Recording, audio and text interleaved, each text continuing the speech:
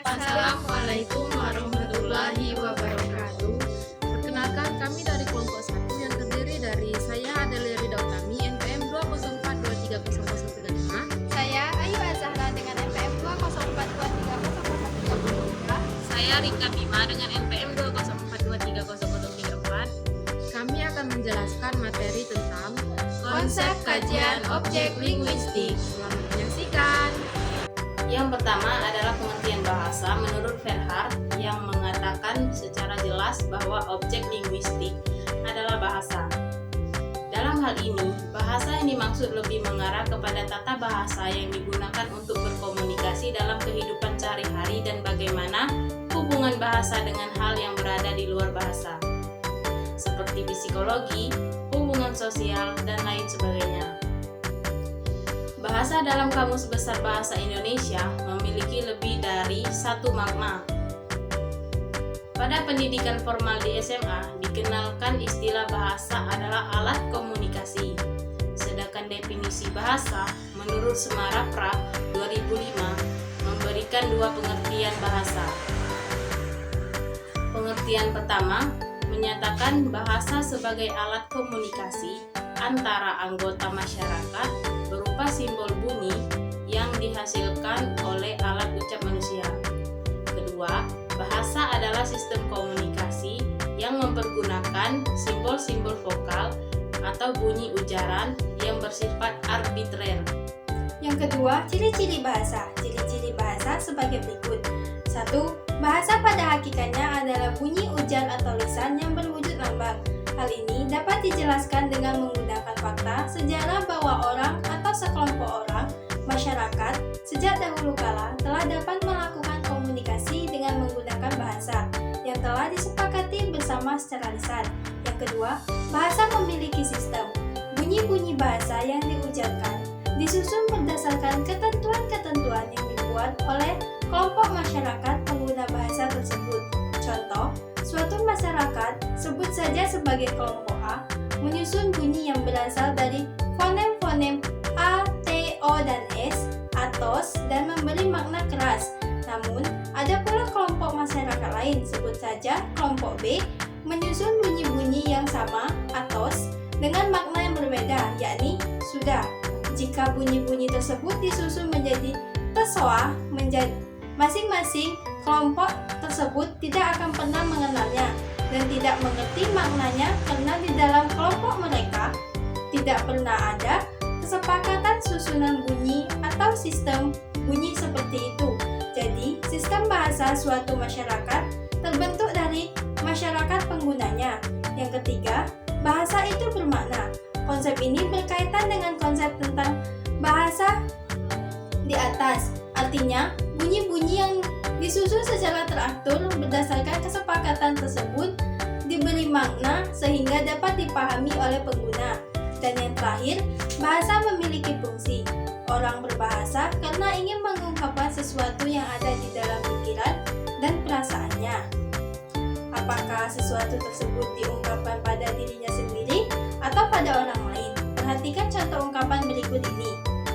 Yang pertama, jika saya punya komputer, saya tidak perlu membayar orang untuk mengetikkan makalah ini. Ungkapan ini diujarkan seseorang kepada dirinya sendiri. Pikiran tersebut merupakan ide yang diperuntukkan bagi dirinya. Yang kedua, Bu, besok di rumah saya ada acara. Tolong siapkan 25 potong ayam goreng dan 25 porsi nasi lalap ya. Ujaran ini diungkapkan seorang ibu kepada pengusaha rumah makan atau juru masak.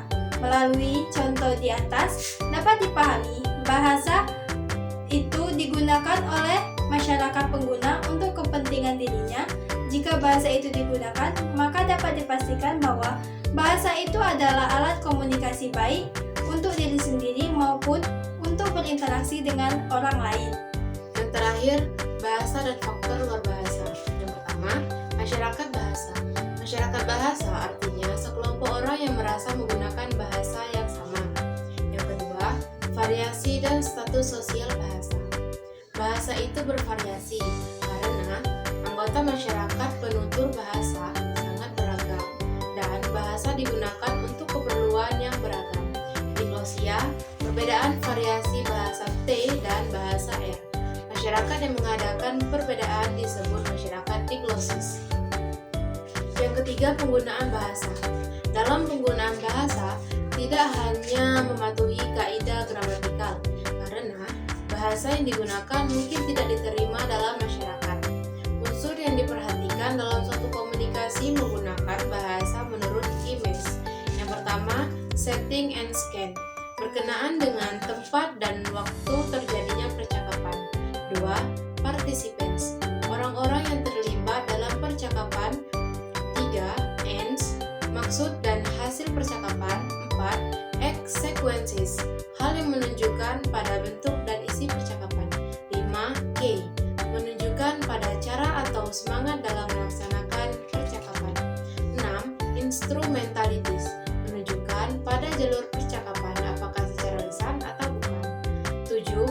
Norm, menunjukkan pada norma perilaku peserta percakapan. Yang ke-8. Genres, menunjukkan pada kategori atau ragam bahasa yang digunakan. Yang ke-4, kontak bahasa. Kontak bahasa adalah anggota dari masyarakat dapat menerima kedatangan anggota dari masyarakat lain. Akibat adanya kontak bahasa yaitu yang pertama, interferensi, terbawa masuknya unsur bahasa lain ke dalam bahasa yang sedang digunakan, sehingga tanpa adanya penyimpangan kaidah bahasa yang sedang digunakan. 2. Integrasi, unsur bahasa lain terbawa masuk sudah dianggap diperlukan dan dipakai sebagai bagian bahasa yang menerimanya. Yang ketiga, alih kode, beralihnya penggunaan suatu kode dalam kode yang lain. Yang keempat, campur kode, dua kode atau lebih digunakan tanpa alasan terjadi dalam situasi santai. Yang kelima, bahasa dan budaya.